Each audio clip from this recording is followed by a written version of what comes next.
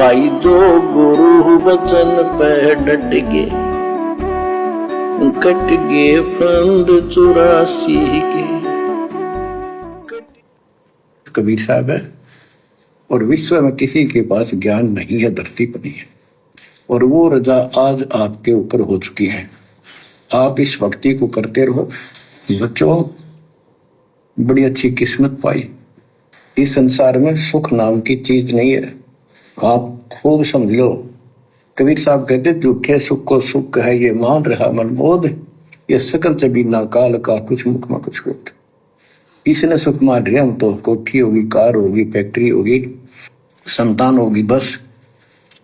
कहते खाई खुराक, पहन पोशाक, यम का बकरा पलता है।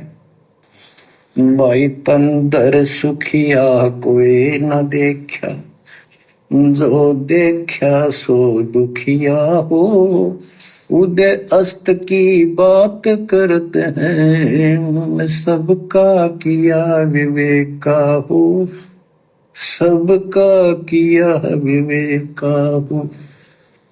घाटे बात सब जग दुखिया, क्या गृष्टि बैरागी हो। घाटे बाध्य यानी लाभ और हानि में सारी दुनिया दुखी है। हानि हो जाए तो वैसे दुखी आदमी, लाभ हो जाए तो भी वो दुखी रहता है।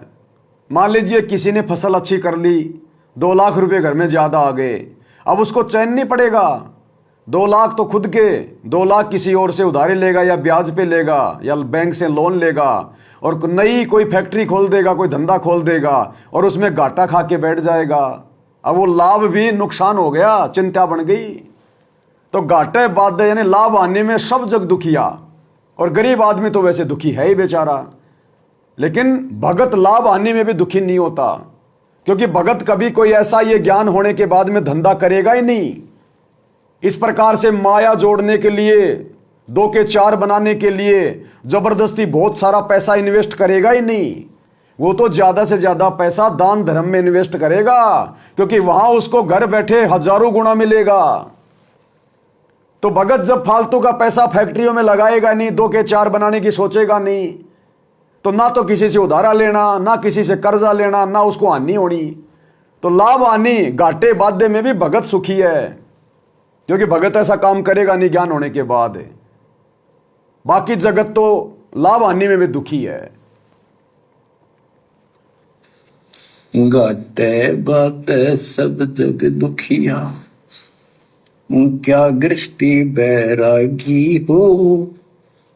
सुख देव ने दुख के डर से, गर्भ में माया त्यागी हो, गर्भ में माया त्यागी हो। जंगम दुखिया योगी दुखिया, तपस्वी को दुख दूना हो।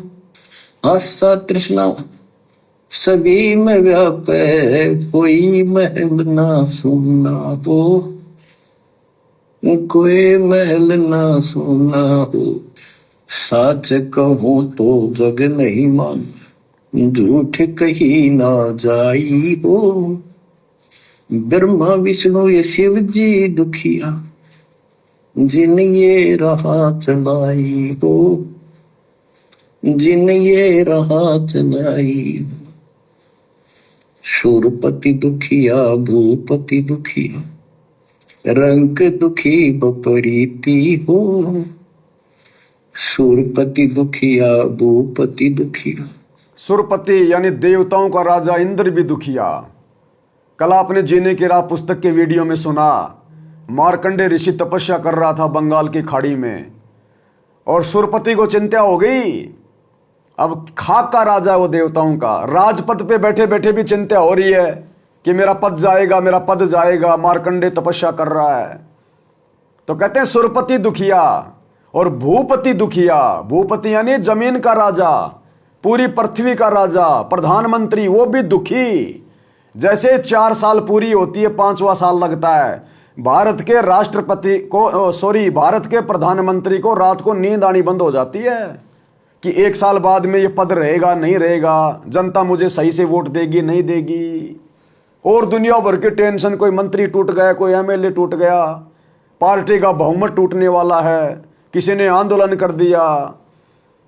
तो कहते हैं ना तो देवताओं का राजा सुखिया, ना ब्रह्मा विष्णु महेश सुखी, इनके भी 24 घंटे टेंशन लगी रहती है, लड़ाई झगड़े, काम क्रोध ईर्ष्या, दुनिया भर की। काल इनको यहां पर अवतार बना के भेज देता है इनके जो है कर्म फुड़वाने के लिए। ना ये सुखी, तो जमीन का राजा तो सुखी होगा ही कैसे, प्रधानमंत्री राष्ट्रपति तो सुखी होगा कैसे। और जब ये सुखी नहीं है तो आम आदमी तो बेचारा फिर वैसे मरा हुआ है। तो परमात्मा कहते हैं अगर धरती पर कोई सुखी है थोड़ा बहुत, तो सच्चा ज्ञान प्राप्त संत यानी भगत, जैसे आज आप और हम सतज्ञान प्राप्त है, हमें सतगुरु प्राप्त है। तो परमात्मा कहते हैं कोई तन से दुखी, कोई मन से दुखी, कोई धन बिन रहत उदास, थोड़े थोड़े सब दुखी, एक सुखी सतगुरु रामपाल जी का दास। लेकिन भाई सतगुरु रामपाल जी के दास भी सब सुखी नहीं है।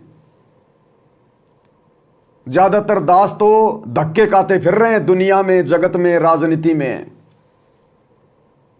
क्योंकि वो मर्यादाओं में रहते नहीं, गुरु को परमात्मा मानते नहीं, तो गुरु अपना आशीर्वाद उनको पूरा देता नहीं, और आधे अधूरे आशीर्वाद में जीव आधा अधूरा ही भटकता है।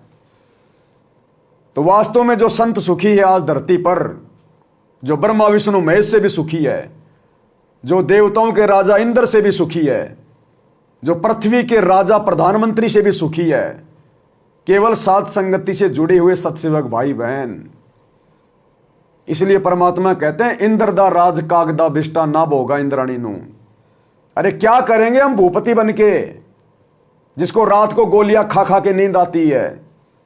क्या करेंगे हम देवताओं का राजा इंद्र बना के, जिसने अपनी औरत को नंगा करके और संभोग करने के लिए मार्कंडे के सामने भेज दिया? क्या करेंगे ब्रह्मा विष्णु महेश बनके, काल जिनके सिर पे बैठा रहता है, उल्टे काम करवा के उनके वो कर्म फुड़वाता है? हम तो सतगुरु की शरण में रहेंगे, शुभ कर्म करेंगे, अपने बाप का आशीर्वाद प्राप्त करेंगे, ये लोक भी सुखी होगा, और शरीर छोड़ने के बाद परलोक में जाएंगे, अखंड सुख भोगेंगे। चार मुक्ति जहां चंपी करती माया होरी दासी, और दास गरीब अभय पद पर से वो मिले राम अविनाशी। तो धरती पर यदि कोई सुखी है संसार में, तो सच्चे सतगुरु के सत भगत सुखी हो सकते हैं, बाकी यहां कोई सुखी नहीं है। तब भगत की इच्छा मिटती है। सतगुरु मिले तो इच्छा मेटे, पद मिल पदे समाना, चल हंसा वो लोक पठाऊं जाओ आदि अमर अस्ताना। तो सतगुरु इच्छा समाप्त कर सकता है। आज हम भगत भाई बहनों की यहां का राजा बनने की इच्छा नहीं है। अरे हमें कोई फ्री में अगर ब्रह्मा विष्णु महेश बनाए तो भी हम थूकेंगे उस ब्रह्मा विष्णु महेश की पोस्ट के ऊपर, देवताओं के पोस्ट के ऊपर, कि भैया बाढ़ में जाओ, दोबारा शकल मत दिखा देना हमें, नाम मत लेना, उल्टी आती है, बदबू आ रही है। देवताओं के राजा इंद्र की पोस्ट को देखकर, ब्रह्मा विष्णु महेश की राजगद्दी को देखकर हमें उल्टी आ रही है, निकल जाओ यहां से, बदबू आ रही है। इसलिए कहते हैं सतगुरु मिले तो इच्छा मेटे। कौन सतगुरु? परमात्मा। वो ही काललोक की इच्छा समाप्त कर सकता है, और उन्हीं के करेगा जिनके ऊपर वो दया करनी होगी, जिनको परमात्मा ने चुन लिया सतलोक के लिए। अन्यथा सतगुरु की शरण में आने के बाद भी 90% 2 कौड़ी के राजनेताओं की रैलियों में धक्के खा रहे हैं, उनकी झूठी साची बातें सुनने के लिए जा रहे हैं, जगत वालों के साथ बैठ रहे हैं। अरे बैठ कैसे जाते हो तुम लोग? तुम लोग बैठ कैसे जाते हो जगत वालों के बीच में? अरे हम सत्सेवक तो मरने को मर जाएंगे, लेकिन दूसरे का खून भी नहीं चढ़वा सकते। अगर कभी ऐसी नौबत आ गई, अगर हमें खून की जरूरत पड़ गई, हम तो दूसरे का, जगत वाले का खून भी नहीं चढ़वा सकते। पता नहीं उसके खून में झूठ, सांस, रोग, दुनिया भर के उसने टीके लगवा रखे हैं, दुनिया भर की उसने वैक्सीन ठुकवा रखी है, उसके खून में बीड़ी, धुआं, सिगरेट, मांस, शराब, तंबाकू, उसके गंदे विचार सब कुछ शामिल हैं। हम सत्सेवक तो मरने को मर जाएंगे, लेकिन एक टपका किसी का खून का भी नहीं चढ़वा सकते। हां, अगर किसी को जरूरत पड़ गई तो हम अपना खून दे देंगे, क्योंकि हमारा खून उसके लिए अमृत है, अमृत। जरूरत पड़ी तो इन कैंपों में जाके, आश्रमों में जाके डोनेशन नहीं करेंगे, अपने खून को धंधा नहीं बनने देंगे। तो सतगुरु मिले तो इच्छा मिटे, ये होता है ज्ञान का प्रभाव, भक्ति का प्रभाव। लेकिन ये होता उन्हीं पे है जो गुरु को इष्ट मानकर मर्यादा में रहेगा। डॉक्टर ने इलाज कर दिया, स्वस्थ कौन होगा? जो पूरी परहेज निभाएगा और पूरी दवाई टाइम पे खाएगा वो। अब डॉक्टर ने मना कर दिया भैया ठंडी हवा में नहीं घूमना, और वो हॉस्पिटल से बाहर निकलते ठंडी हवा में घूम रहा है, पहाड़ों पे जा रहा है, तो मरेगा। अब गुरु ने मना कर दिया राजनीति नहीं करनी, तुम राजनेताओं की ठंडी हवा में घूम रहे हो, उनकी रैलियों में घूम रहे हो, तो मरोगे।